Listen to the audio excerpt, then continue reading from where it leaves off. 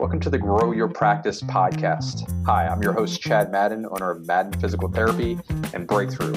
Join me each week as we dive into the best practices, systems, principles, tips, and tricks to help you grow your private practice.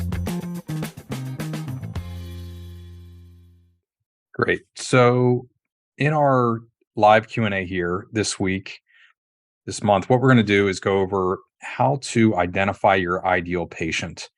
And I put together this sheet, and I'll share this with everybody on the call here in the chat here in a second. But the idea is, the objective of this is that ultimately you want to identify exactly who you're marketing to.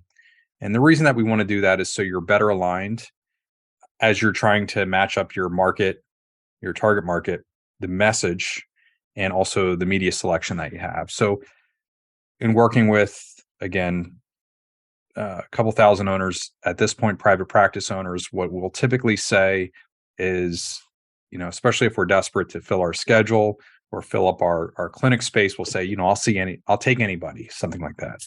Or, I want to track this very specific niche. So an athlete, I can remember talking with a marketing person very early on, one of the first patients who came through, and she wanted me to hire her and her marketing agency. And she said, well, you played college baseball, meaning that she knew about my background. I wasn't a very good baseball player.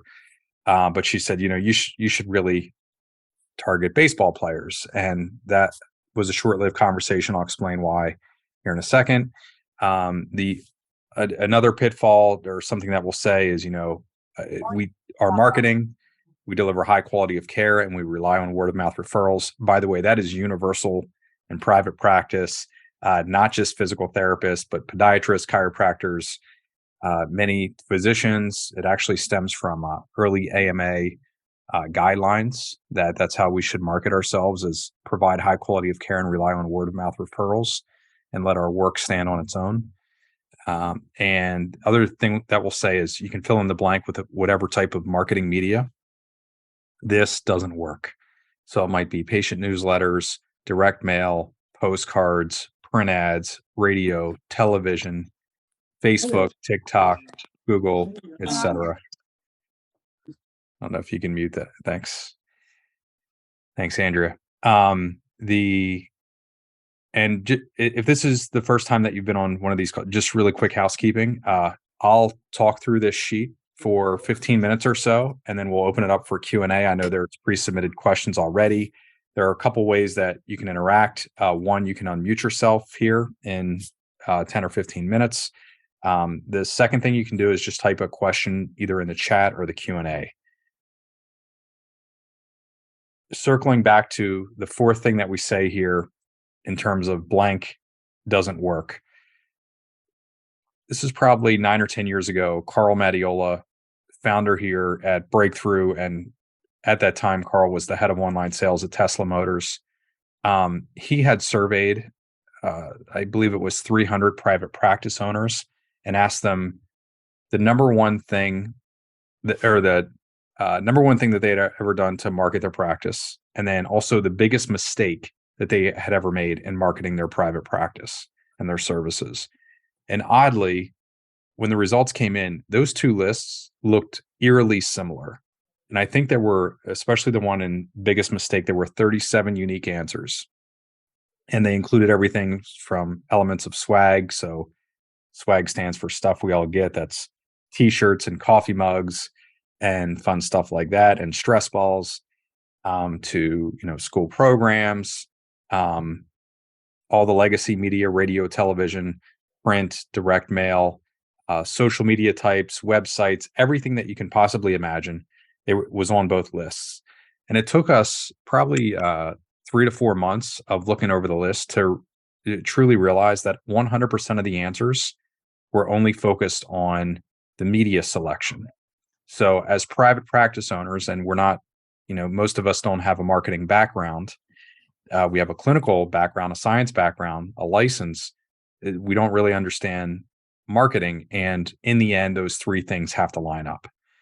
So the real problem is, when we're thinking about this, all patients are the same. And we view it that way because most of us have gone through a story.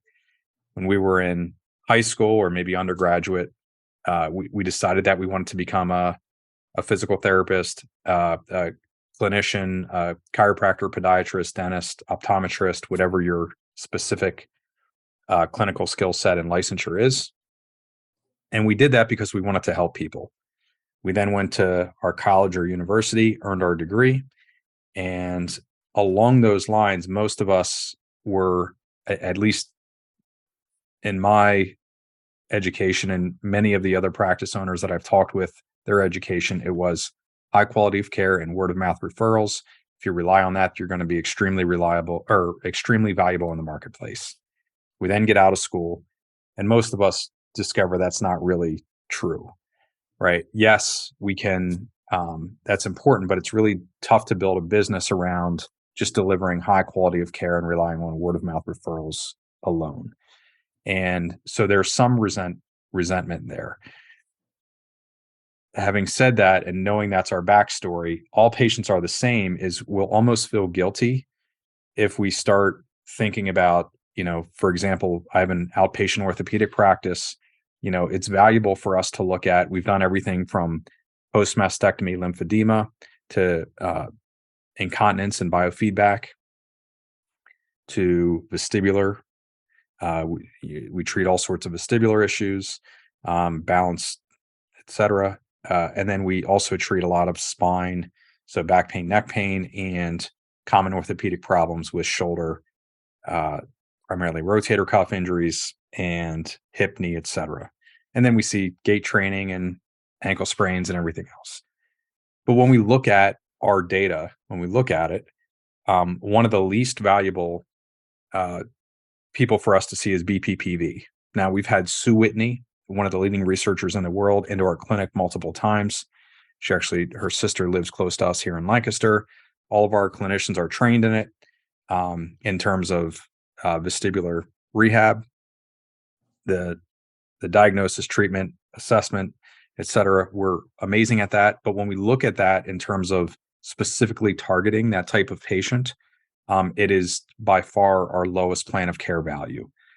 We literally cannot spend any money at all in marketing to attract that type of patient. It just doesn't make sense.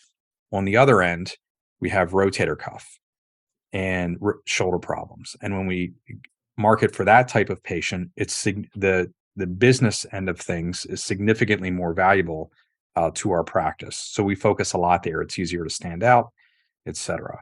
But most practice owners, when we're talking about this, is they'll know their average. They might know their visit average in terms of reimbursement or revenue.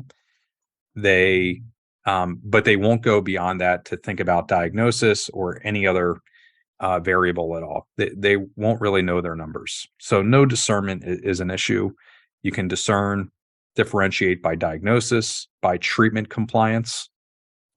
For example, when we have targeted and tested cervicogenic headaches in the past, it was the lowest treatment compliance of any patient that we had ever attracted before. Some areas are different. At least in our area here in Central PA, it was not favorable by any means. Payer mix is another one. You can influence your payer mix by specifically through marketing. Willingness to pay. Some people are very willing to pay their $40 or $75 copay or their $100 a visit cash pay rate or whatever your cash pay rate is. And others are not, right? So we can start thinking through, of all the patients we've treated, some are more willing to pay than others. And then the other one is word of mouth potential, which I'll circle back to here in a second. And by the way, this list could be a lot longer, but the real problem is, again, very little discernment at all. Why is this important for us to solve? Well, in order for us to have effective marketing, and by effective, I mean that we can produce consistency whenever we want to do it, right? Regardless of a slow season or whatever it is, we know the levers to pull in order to get that steady flow of that consistent flow of patients coming through the door. It relies, and the foundation of that is we have to identify our target market. We have to match that up with the message, the language that target market uses, and then also the media type that they're using and that we're using it in the way that that target market is using it as well. So it all starts with target market. If they're not aligned, we're likely wasting money. And it's very easy to do. I could tell a lot of stories on this and how things have changed over time. But every time that we had a media type that we saw the performance drop off, we always go back and identify the target market first. And then once we've identified that, then we go through our messaging and also the way the media is being used. And I'll give you an example with that. You and I have all treated patients. Some of them respond really well to the treatment, and every once in a while we'll have an outlier who doesn't respond to our treatment at all. Typically, unless there's some sort of misdiagnosis, that person has another situation going on, right? So, maybe they have a smoking history, cardiac history, other comorbidities going on. Maybe they have very high levels of stress in their life for long periods of time. Maybe they're not getting adequate nutrition. Maybe they have very poor sleep. Anytime that we see somebody like that, their recovery and their response to treatment is going to be typically a lot slower. That example, it as necessary to healing as stress, nutrition, and sleep are, stress management, nutrition, and sleep are, that's how important and foundational identifying your target market is. It's the most important thing. It's almost impossible to market if you're not doing this step first. Some of the pitfalls and barriers, one, it's work. And by the way, we can walk somebody through live here. If there are any volunteers, you can just type your name in the chat. More than happy to walk somebody through. But it is work. Another pitfall is it's very easy to mistake a marketing strategy and getting discernment. And when I'll talk with and have one-on-one conversations with owners, sometimes when we're going through and talking about payer mix or willingness to pay, there's they perceive that it's a violation of a social or political norm.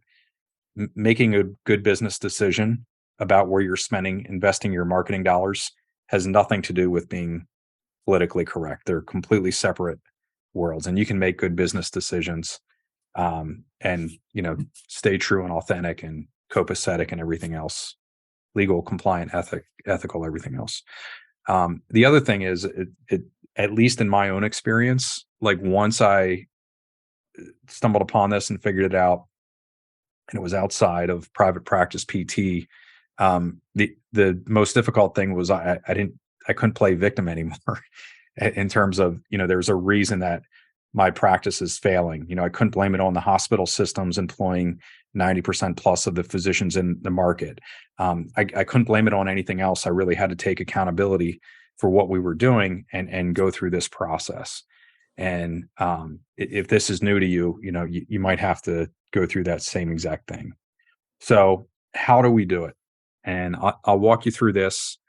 And I pulled this from one of the first trainings that we ever did. It was a course called Killer Marketing. I think we ran it 24 times.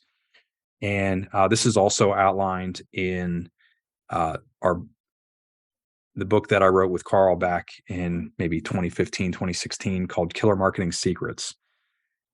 And so one of the earlier chapters is how to identify your avatar or your ideal client. So the first thing to do is to write down, just think of, you can brainstorm for a second, the 10 most favorite patients that you've ever treated. So the person that when you saw them on your schedule, you're like, oh, like today's going to be a good day. I'm really looking forward to, interacting with this person, treating them.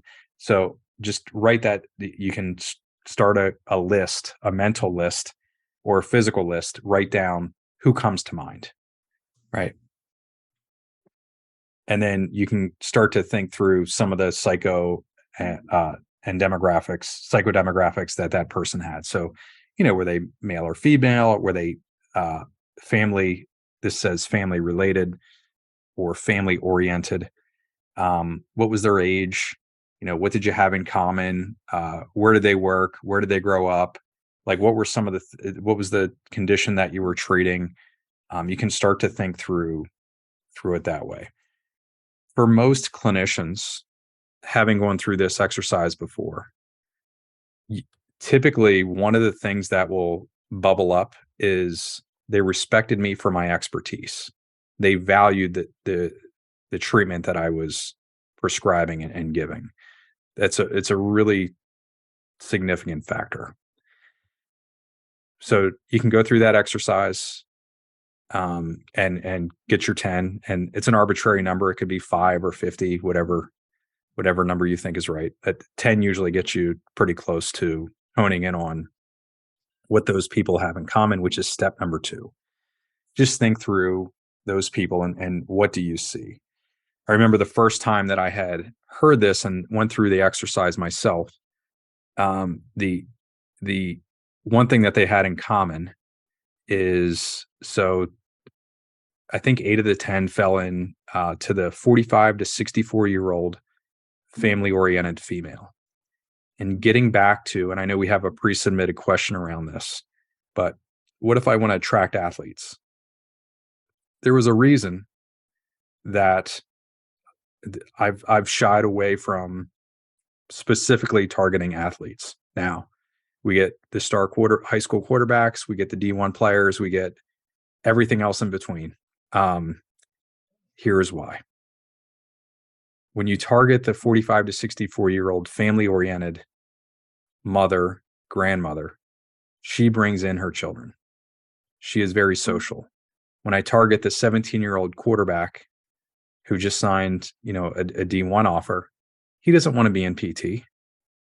He's not going to be social and say, "Hey, by the way, I'm hurt, I'm injured, and I'm doing knee rehab." And he wants to be out of our clinic, out through treatment as quickly as possible, right? And back training again. So it was an early lesson that I learned. And I'll share a quick story here. And Andrea, just flag me if I go too long on this story. This is 6 months into practice. I was treating a 15-year-old baseball player. And again, I played college baseball, was not good. But I have this affinity for baseball. 15-year-old baseball player, throwing in the mid 80s, is a stud athlete, loving working with this kid. And he had a shoulder injury. We're working through it. And there was somebody waiting for me, mother, grandmother, exactly what I'm describing. Just saw her recently, by the way, and told her that I'm still telling the story 19 years later. But anyhow, when I was done, she said, "Do you like working with that young man?" And I said, "Absolutely." And she said, "I can tell, you seem like you're really excited." And she said, "Just out of curiosity, when he leaves here, how many people do you think he's telling about the treatment that you're giving him?" And I said, "Well, that's a pretty good point. Probably nobody." And she was like, I think you're right. And she said, when I sat here and waited for you for 10 minutes, she said, "When I leave here, do you know who I tell?" And I said, "I have no idea." And she said, "Everybody." And then she went through all the social activities, all the, each one of her children that she told about coming in for PT and how I was helping her. Now, they were both shoulder patients, probably separated by 4 or 5 decades, at very different places in her life. The 15-year-old is not paying for his own care. She is, right? And she's very social. So for us, when I sat down and went through this exercise, I noticed a lot of those patients. Perfect time for a fire alarm. A lot of the patients on my list fit exactly who she was. So again, we target with our marketing specifically that demographic, that psychodemographic, and then we get her husband or her partner, we get her children coming through. She brings them in. She schedules 70% of all medical appointments in the US within healthcare. And sometimes she brings her parents in. She's very social. If she is going to any social event, she's talking about it and what we've done for her. And it's a very good use of our marketing dollar. So you want to think through this and work through this for you and your practice as well. And then you specifically want to name your ideal. Again, ours, if we get very specific, it's a 45 to 64-year-old family-oriented female. We have a household income that we look for. She shops at Kohl's and Target and Hobby Lobby and goes to Starbucks and buys caramel macchiatos and all that fun stuff. In fact, we even put our clinics near within proximity to those stores. It guides where we put our clinics. Hobby Lobby, Whole Foods, all that fun stuff as well. That's where she shops. And then we understand where she lives and also where she shops. And then we put our clinics on a common, well-traveled route that's easy for her to access. But you want to start there. Then, so I'm going to stop here. Outside of saying that once you go through this exercise, then you can circle back and say, okay, 45 to 64-year-old or whatever your target market is, what media are they using, right? If she's not on TikTok, we're not going to be on TikTok.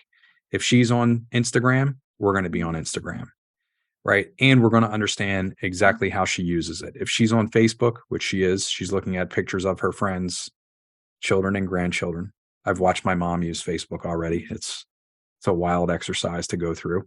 But that's what you want to do. So you want to think about what media type are they using, and then how do they talk about the problems that they're having, the health challenges that you're helping them overcome. All right. So I think I went long enough there.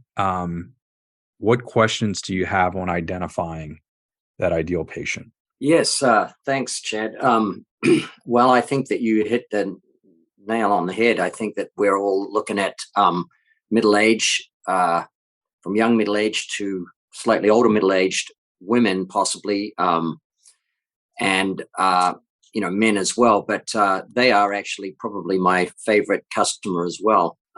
Whether it be back pain, shoulder pain, hip pain, or something like that, they do. I've had one patient that said, "Paul, I tell all my friends about you," and so. You're exactly right. I think, young kids going to go off to high school or college, and he's doing his other doing his own thing. So I agree that would be my favorite type of patient. Awesome. Thanks, Paul. The question. So if you suggest that doing a workshop, let's say, would be the first thing. How do you? Like I do newsletters to past patients, and I also do some emails, quick question emails. I haven't done a workshop in a while because most recently my email questions were not. No one wanted more information on. I did a thing on shoulders. Do you suggest I go and pay Facebook for a list of customers, or how they can target middle-aged women? I think they can break it down like that, or families. I'm not sure exactly how Facebook or Google and what you pay. What is A, the budget for that? And B, would you suggest doing that in our local area, 5-mile radius or something from my clinic? Okay. So let's break this down farther. That is a loaded question. It's going to take me a minute or two to go through this one. So, first of all, I think you go through this exercise, and it sounds like you've already done this. You're on the same page and you're thinking, this is the person that I want to go after. The next thing that you're going to do is you're going to think through what types of media do they use, right? So I'll rattle 10 off the top of my head. So print, there's likely something in their mailbox in your area that they're looking at. So it might be a coupon clipper. We have a weekly thing called, I think it's called the Savings Guide, and it 4 of our 7 clinics hits the mailboxes there, and we'll do an insert. But there's some sort of print or direct mail option that you have. The next one is radio. So radio is dying. It's not dead. We have a station in our area called Wink 104, and all the moms listen to that station if they're still listening to radio, right? So that's an option. In that case, we paid Denny Logan, who came through as a patient, and we buy his airtime, and he just talks, and he's been on the air for 20 years. Everybody knows who he is, and he'll just talk about his experience with us when we buy airtime from him. So that could be an example. TV, we'll buy 30-minute ads, right? And talk about, so these are before and after interviews of the ideal target market, the avatar. And before I went in for physical therapy, life was horrible. And now I'm back again, right? So we're telling that transformation story. So that's 4 different media types. Billboard we don't use, but that's an option if you find that your target demographic in your area is responding to billboard. That kind of rounds out the legacy media. Online. So, and we're talking specifically about cold traffic, attracting them in, right? And I haven't talked about workshops yet at all. Workshops are a conversion mechanism. They're not a marketing method. It's just an offer, right? And I'll come back to that here in a second. So online, I would start with Facebook, highest usership, and especially for that demographic. It's changed a lot. So 2014 through 2017, we could target very, very specific in demographics. They changed the rules. So this happens with all online media. It's wild, wild west. Right now it's TikTok. Everybody runs there and they don't know how to handle, the fastest growing entertainment platform in the history of the world, which is TikTok. And anything goes. Those rules are going to change, right, over time, and the guidelines are going to come in. They're going to be more restrictive. Just quick second. A 45-year-old women on TikTok. Yes, it's the fastest growing demographic on there. How long do you think they spend on there on average in a day? I have no idea. 2 hours and 3 minutes. There is a lot of it. Remember, with all marketing, you're simply trying to grab attention. You have to go where their attention already is. You can't change it, right? So if I'm advertising in the newspaper, my target demographic isn't using the newspaper, I'm just wasting dollars, right? So I want to be where they are. By the way, all this information available online, you can go find it very, very easily with Google or any AI or anything like that. So Meta is Facebook and Instagram. We go there. We ask, like I talk with the target demographic. I'm in the target demographic age range now. So I just talk with my friends that I grew up with that are, and like, what are you on? And I see you on Instagram. I see you doing this. Show me how you interact with it. TikTok is another example. Google, we're going to put a huge asterisk by, because typically the person going to Google is not completely cold. They're high awareness, right? So if you think about the experience with Facebook or Instagram or TikTok, I'm scrolling, and I get smacked with an ad for shoulder pain, right? Or knee pain or whatever it is, right? I'm not thinking about that. I'm not searching. I'm looking at pictures of my kids who are off in college or my friends' grandchildren or whatever it is. And then all of a sudden I'm interrupted. It's a very different media than Google, where I'm going there and I'm searching physical therapy near me or shoulder treatment in Harrisburg, Pennsylvania, right? It's very, very different. So the awareness level is high. The search, and this is how insane this is, Paul. Search volume for back pain nationally is lower than the search volume than how many people we touch with our Facebook ads in 1 month for back pain in Central PA. Does that make sense? So like, we can target more people in my 50-mile radius where our clinics are here in Central Pennsylvania than we can touch nationally. The search volume's not there. And that's something that most of us as practice owners don't understand. It's not like 300 million people are searching back pain every month, or whatever we're talking about. The search volume is actually quite low. So typically that person is very high level awareness. They've had physical therapy before, or whatever your treatment is that you're offering. So it's a little bit different to try to catcher. It's a very small pond that you're playing in with Google. Now YouTube is interruptive, and we've had good tests there for our clinics in terms of YouTube. So that's very similar. That's using short form video and advertisement. And then So I just mentioned 5. So I gave you 5 offline, 5 online. There's 10 different media types that you can at least look at now. Email is not cold market, right? So email, you're emailing people who are already on your list. They've likely have come to your facilities already, received treatment, right? They already know, like, and trust you. They're high level awareness. It's a different marketing motion than going to the completely cold market. Mm-hmm. The reason that I talk about workshops so much is it's the most effective way to get commitment from somebody who is completely cold, because it relies on patient education. So I know if somebody is willing to hop in their car and drive to see me and listen to me babble about rotator cuff and shoulder problems for an hour, they're highly committed, right? So I take somebody who's completely cold, who's not thinking about PT, and now they're signing up for treatment. That's what I'm trying to do.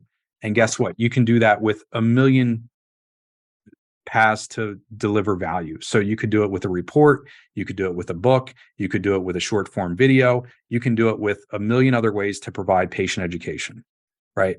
I prefer the in-house workshop.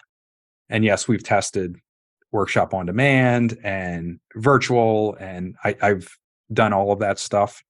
By far, live workshops are our best converter. We run 2 a month at all of our clinics, but it's not the only thing that we do by any means. Budget. And I'll end on this one. Sorry, Gary. The loaded question from Paul. But so average private practice is spending, investing less than 2% of their gross revenue in marketing. That's anemic, right? And the killer for us, especially in an area or in an era of shrinking reimbursements, is underutilized space, which is like physical clinic space, and schedules. We're in the game of filling schedules and filling space, right? Otherwise, we're paying for an asset that is really a liability now. It's something that we're paying for every single month or every 2 weeks with our payroll. And we're not, like, if either one of those are empty, we're quickly losing money to the point of like no margin or, negative margin. So, yeah. And to think that, so that the national average, I believe in the latest study that I looked at, was 1.9% of our gross revenue. So if you have $1 million practice seeing 200 visits a week, that practice on average is spending $20,000 a year in marketing. That is very low, right? My guess is, unless that person had like a mass exodus of clinicians over the last 3 years, which is more common today than it was 3 years ago. But unless they're down clinicians, that they're actually losing a lot of money by not investing more in their marketing, trying to fill space and schedules.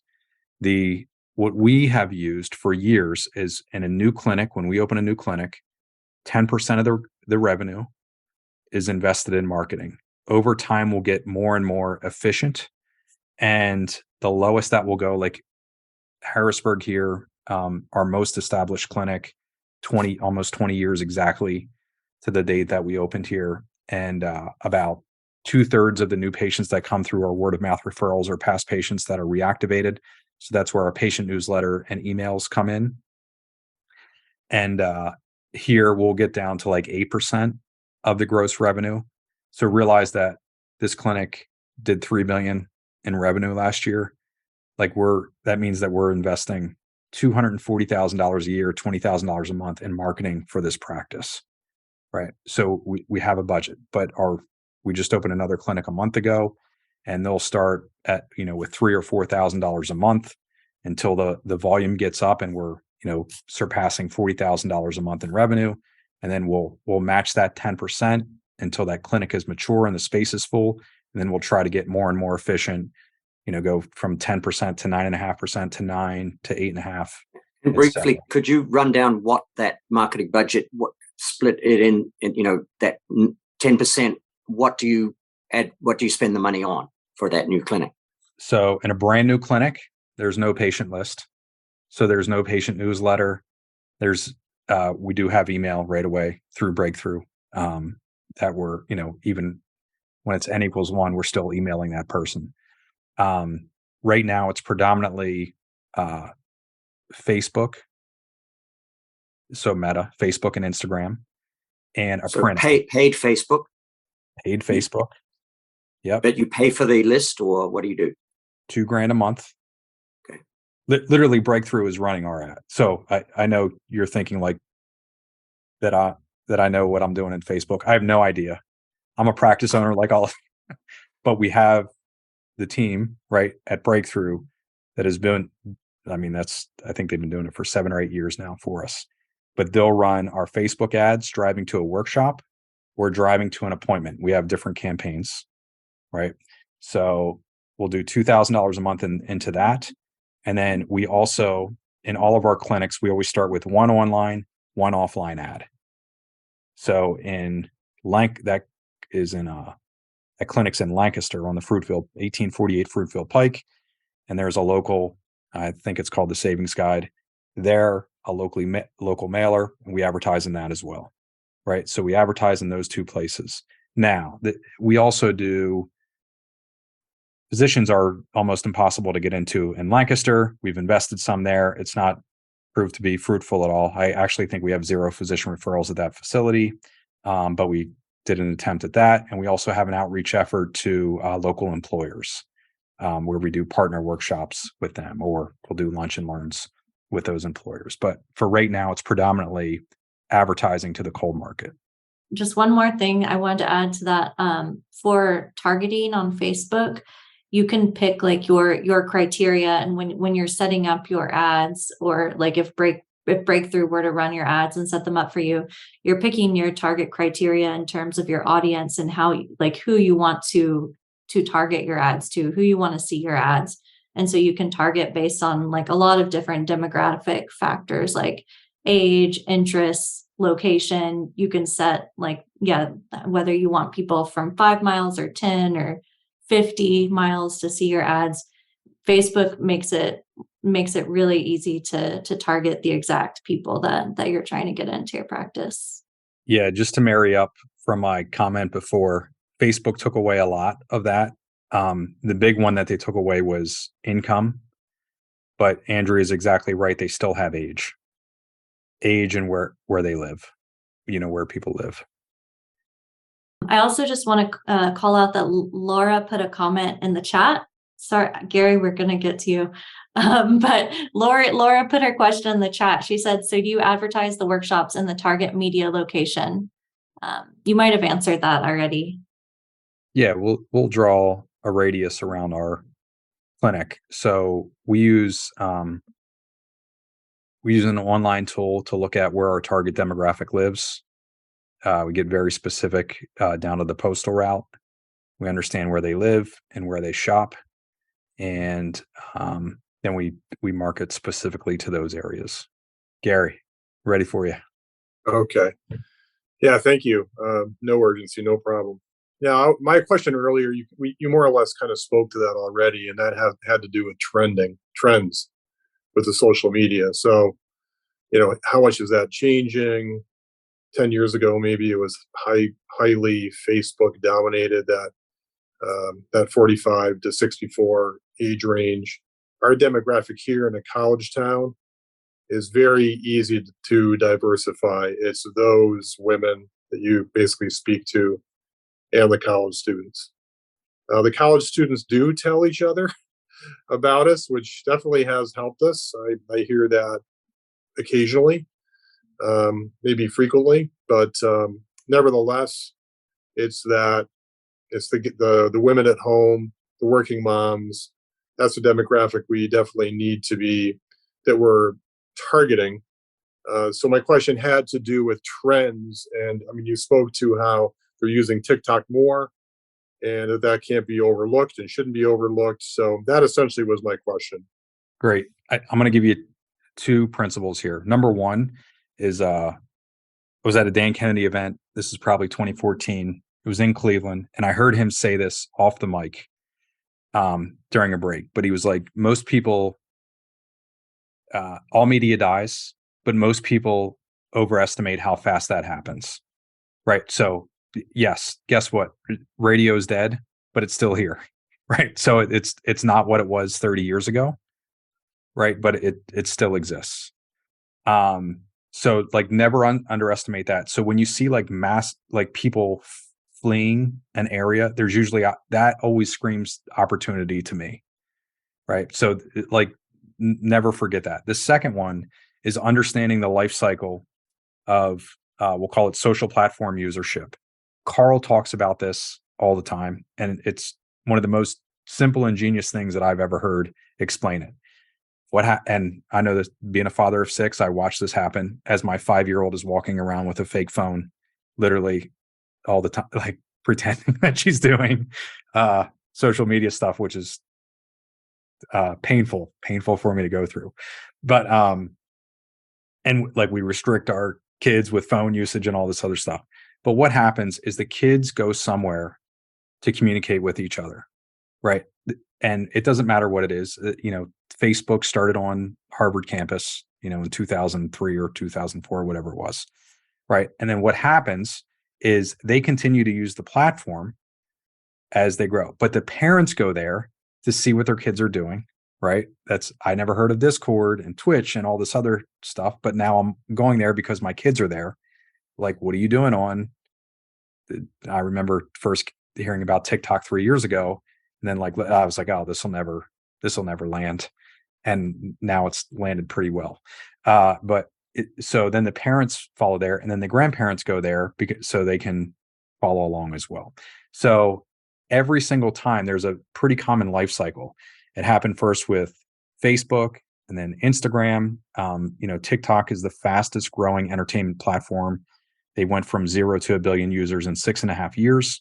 It's worthwhile paying attention to. I have it on my phone. I hate the experience, but I'm not our target demographic either. So we started testing there. We were getting leads right away, and I was like, "Wow, there's something there. How can we pour more money into this?" So that's the second big principle: is understand the life cycle when you're deciding where to go. I always pick one online, one offline when we're doing the target market. And I'll throw in a bonus principle for you here, Gary. Jim Collins talks about this. I want to say this is Good to Great, but it could be one of his other books. He talks about bullets then cannonballs. And what he said is basically, you're on a ship, you see the enemy approaching, and you have a big pile of gunpowder. And he said, what a lot of people do in business is they take all that gunpowder, and they fire a cannonball, and they miss the target. So now they're out of gunpowder, and it's a problem. And he said, what's much smarter and viable is you take a little bit and you fire a bullet, and then you recalibrate, and then you fire another bullet, and then you recalibrate, and then you fire another bullet. So for all of we have, trying to think, we have essentially an $800,000 marketing budget for our clinics per year. Huge marketing budget. We invested $1,200 in a small bullet in testing TikTok. And within the first 30 days, I think we had 7 plans of care come through. And I was like, okay, like we can, and I look for 1-to-1. So if we can spend $1,000 and get a plan of care back, I'll go farther. So that's what I'm looking for in a bullet. Then now we're thinking, well, how can we pour more money into this and get it more efficient at the same time? So can I go to 2,400 and get the same economics? And then, ultimately I'm thinking, can we spend $6,000 a year or $6,000 a month, $7,000 a month on TikTok, driving to all our clinics? But that is bullets and then cannonballs. Does that make sense? Cool. Andrew, Thank you. You're welcome. Great questions, by the way. Kimberly shared an idea in the chat. She said something that we do on top of what Chad has mentioned is new movers mailing. It's a series of 4 postcards to new folks near our clinic. Hope this helps. Thanks for sharing that, Kimberly. I have a few questions that were pre-submitted from people who registered that we can jump to, but want to give everyone here the opportunity to chime in if you'd like. I did have one other question. Go with regard to the message part of the market message media match concepts.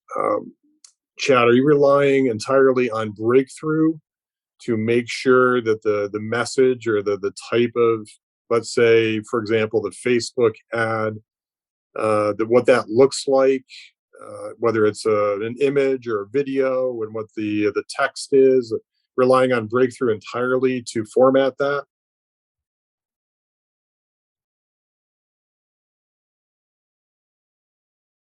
All right, I'm going to give you a complex answer. Before I met Carl, and this is a little bit of transparency on my history. So, had figured out a lot with offline marketing. Gary could write. Took a lot of copy courses early. Had done the research where I would, every time I would have an ideal client or an avatar success, what was life like before, what's life like now, and I was capturing in their words. So I mean, another thing that we teach all the time is how to capture handwritten testimonials, and I was very familiar with using lay language offline. I could not figure out how to, and I was trying to build my own funnels and all this other stuff, and Carl can do this with his eyes closed, right? And had teams of people doing this, and he was like, "Hey, what are you trying to advertise?" And I was like, "Workshops." And he said, "Show me what you're doing that's working well." And I showed them this massive long copy, and in a weekend they took it. And by the way, I'd paid like over, I think it was $108,000 of hiring other people trying to like build what I was doing offline, online, and it was a lot of failure. And he was like, "Yeah, let me. You have the copy here. Let me put this into ads." So like I was the control, right? Now Carl and Andrea are part of an entire team that they're testing images, they're testing different headlines, they're testing what the landing page looks like, the color scheme on the landing page. Like they've taken it so much farther than the initial success. And by whatever it was in the beginning, when we could get like $2 Facebook leads, which was, that just wild west. We were, we'd get like 100 registrants for a workshop, right? That is, with maturation of media, that usually goes away. So we knew that was going to be pretty short lived. But now what it is the breakthrough team is constantly testing, seeing what works. And I'll give an example. That's a good one. So we have a clinic in Shrewsbury. This is our COVID clinic. We literally just knocked down the wall. We opened it the March 9th, 2020. So the week that COVID hit central Pennsylvania, that clinic opened. Second month, we had one new patient.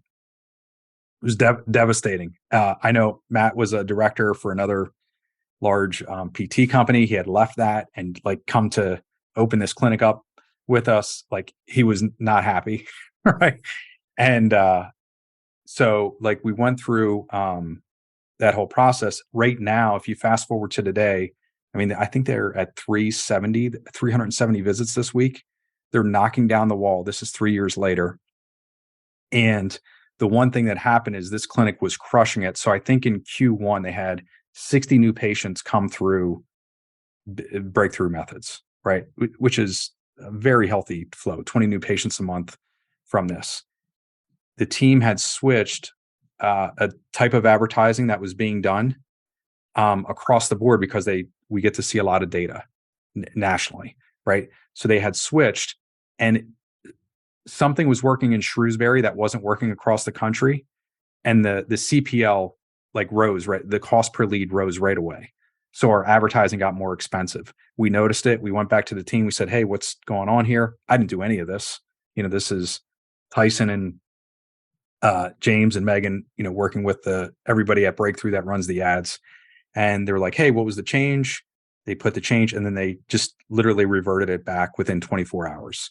And then we saw our advertising go up again. So I was the control in terms of copy, not the control in terms of online execution, but Carl built a team that handles that for us. Does that help answer your question? Yes. Yeah, it does. Yeah. Thank you. Good. Great question, Gary. By the way, Andrea, if somebody wanted to learn more, what's the best way for them to do that? in terms of what we do with practices.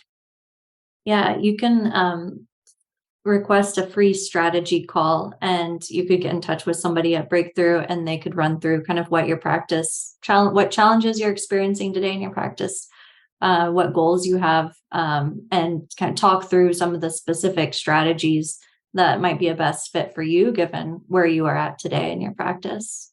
So I can put that link in here for you. Gary, I think you had a pre-submitted question as well. I'm going to read that. You want me to read it? I think I have it here. You got it. All right, thank you. Yeah. Requests are coming by email directly from the site. So people are going to your website. Can you outline the critical steps, points in training the front desk and handling these inquiries? Our pull through is good, but I want it to be the best. So give me like an idea. What percentage of people who submit an eval request on your website come in for an eval? I'd say 75, 80%. That's pretty good. Okay, good. Just making sure we're on the same page. I mean, it's not an astronomical volume, but it's, to us as a small practice, it's important. Yeah. Yeah. So I respond personally by email to start a dialogue about their problem. I think that's best practices. What's the best practice for the scheduler? Call, text, email the message. I'm going to answer this backwards for you. Do you look at how your front desk, your scheduler responds to the emails? Yes, because she copies me on the emails. Wonderful. Never stop doing that. And here's what we do. So if, let's say you have an 80% pass rate, right? 80% of the time she's having success, I would pull out one success each week, one failure each week or each month, whatever time period you want to look at. And then just say, what did you do well here? In the good ones. And then in the ones where they fail, what did you do well? What could you have done better? More important for her to improve her competency than for most of us do top-down management, where we want to find the best answer and then deliver it to the scheduler. Mm-hmm. Way better for her, significantly easier if she starts asking herself those questions and figures out her. And by the way, they're varied. So we have 7 clinics in a relatively small area. What works in Dolphin does not work in Hershey, and they're 20 minutes apart. So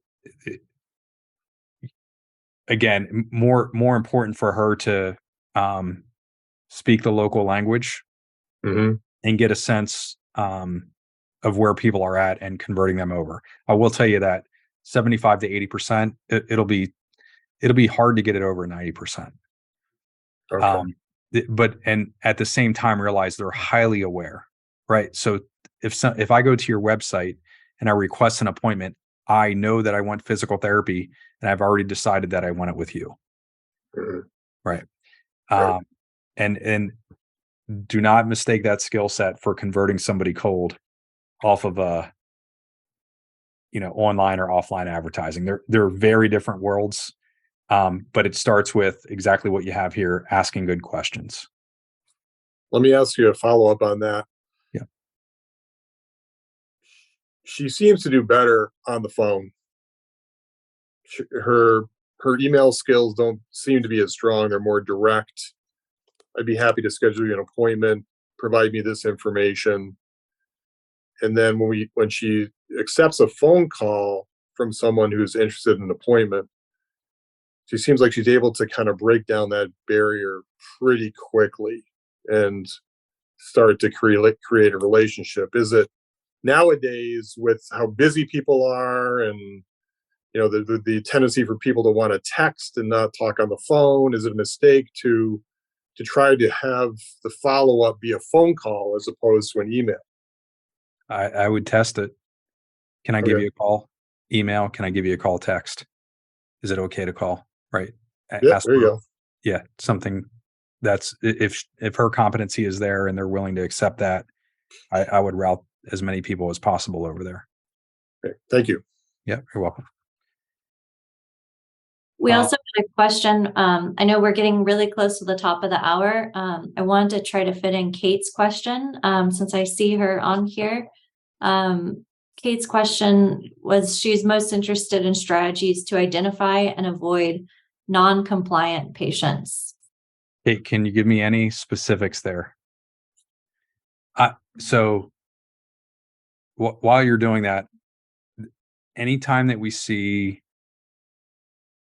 high non-compliance, and by that I'll define people who come in for the eval or the first appointment who don't schedule a plan of care, or they schedule the plan of care and they quickly drop off like 1 or 2 visits in. I'm assuming that that's what you mean there. The very first place that we look is the eval. So what is the clinician doing on day 1? And that includes I'll sit in on the eval, or the clinical director will sit in. A little nerve-wracking for the clinician, especially if they have some experience. But almost every time that I'm in there and I see some sort of non-compliance or massive drop-off, the clinician is usually dropping something out. We have a 7-step process. I wrote about this again in the book, and we have multiple resources, but it's called the 7-step exam, or the 7-step killer exam.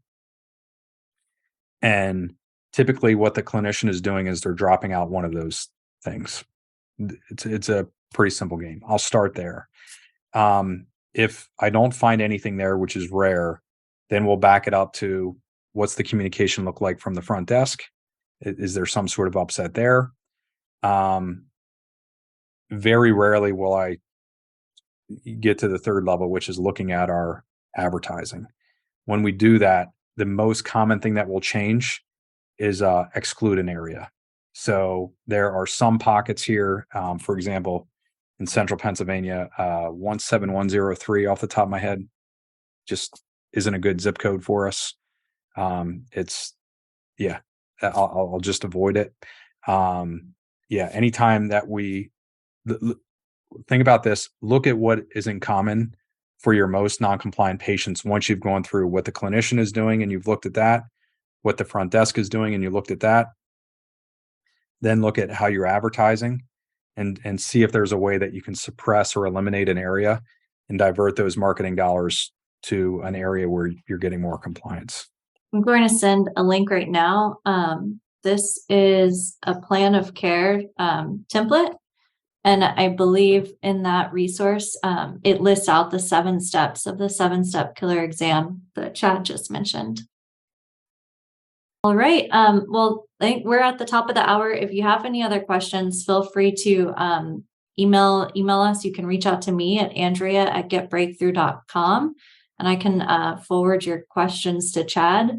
I'll also resubmit the link for scheduling a strategy call if you'd like to talk through your specific practice goals and strategies to support those. So thank you so much, everyone, for your participation. This was a really engaging and awesome session. And thanks, Chad, for all of your insights. How low does your profit margin have to go before you decide to do something about it? In this video, I'm going to share 3 sessions with you in the upcoming Patient Demand Summit that I think are going to affect your bottom line in a positive direction. The first one is steps for negotiating insurance contracts and diversifying your payer mix. We all know that we have certain payers, especially if we're participating with insurance companies that are lowest, and they might be capped. We talk with some practice owners that are getting $50, $60, $70 a visit, and that's not even covering their cost to provide the care. So in this session, we're going to be talking with Mary DeLong and Bob Kowalik, people that have been doing this literally for decades. They have a ton of experience of helping other owners, and they're going to be sharing exactly how you can go through and negotiate better rates. The next session, which I really think you're going to love, is with a practice owner, Deepak Sharma. Deepak owns a practice in Edmonton, physio practice, and he went from working 80 plus hours a week down to 16. And big secret is, I know factually that some weeks he actually works 0. He treats 0 in the clinic. So many of us want to go from working in our business, treating all the time, to working on our business. And in this session, we're going to be covering exactly how Deepak did that. And finally, we're going to have a practice owner panel. And on that panel, we're going to be specifically discussing cash pay products and services that you can add in your practice. And here's the deal. Everybody that's going to be on that panel, this is real world in the trenches. They're dealing with the same problems, declining reimbursements, impossible job environment to hire a clinician in.